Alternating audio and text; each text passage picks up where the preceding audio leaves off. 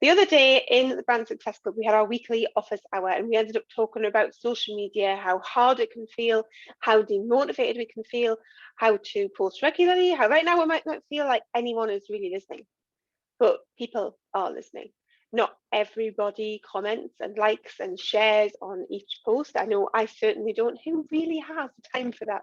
But I do see what I see. And if I care enough about it, I will stop and I will have a look and I will read it. And that's where posting consistently and being memorable comes in. So when you use your brand colors and your brand fonts, your own photographs, when you have templates that help each post to look and feel like yours, then people are going to notice your posts. They're going to recognize them, when they're scrolling through in their feed, and they're going to stop what they're doing and they're going to resonate with what you've got. They're going to recognize you. And this is going to help you to build connection with them. They're going to remember you. And then you're going to start seeing results because they're going to start liking and commenting and sharing and telling people about you. They'll go, oh yeah, I know such and such who does this, and this is just what you need. Or they might even become a customer themselves.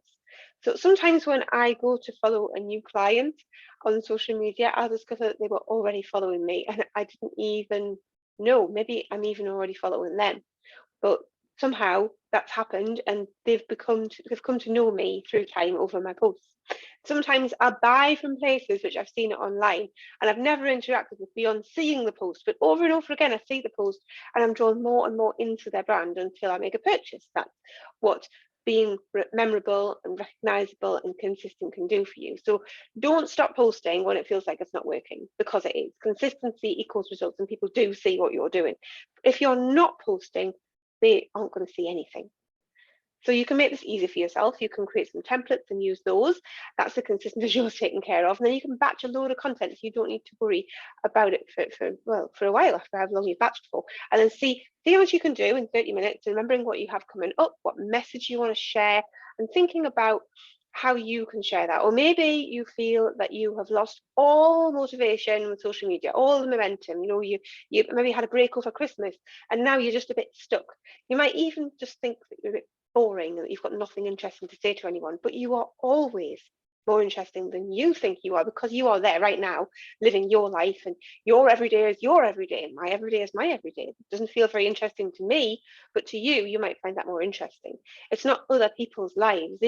Those people on your social media feeds are not watching, they're not walking your every single day. So even things that seem mundane to you might be more interesting to other people because it's not something that they're used to. It is different to them.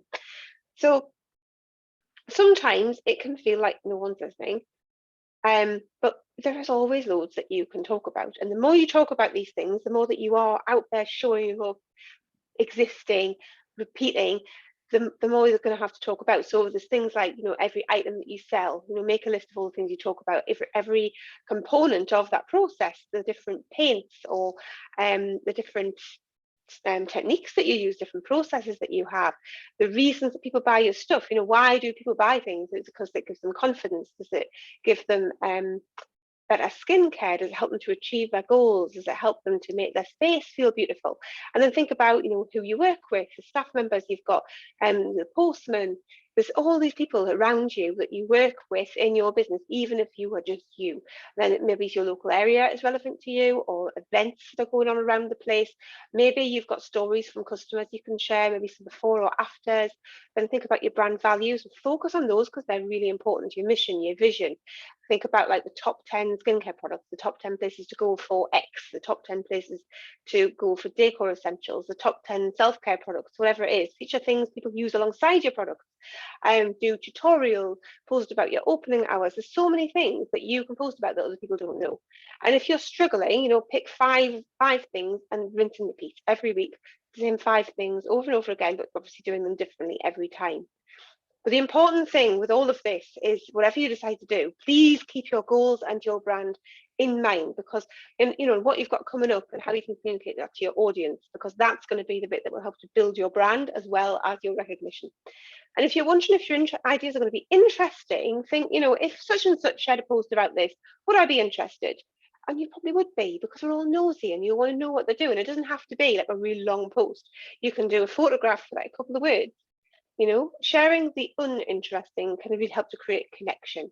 So if I had a quick look at Instagram, right, and I had a look and I looked at the posts, and I can see that there's a picture of the sea, so that's like a location post. There's a time lapse of someone printing rosemary onto clay, so that's a process post. These are things that probably really everyday to other people. There's reels where people are, you know, singing along and making a point with the story that they're telling. There's a last chance sale post, you know, remind people this is your last chance to buy, come and buy this now. There's a photograph taken through a train window. There's a photograph of products, beautifully photographed.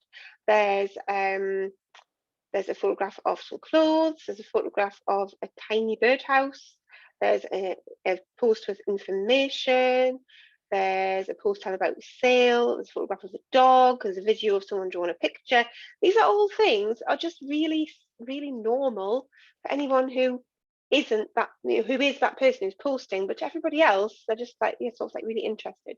And you can find a lot of inspiration, you know, not just in like your business and in your life and what's going on around you, but in your brand.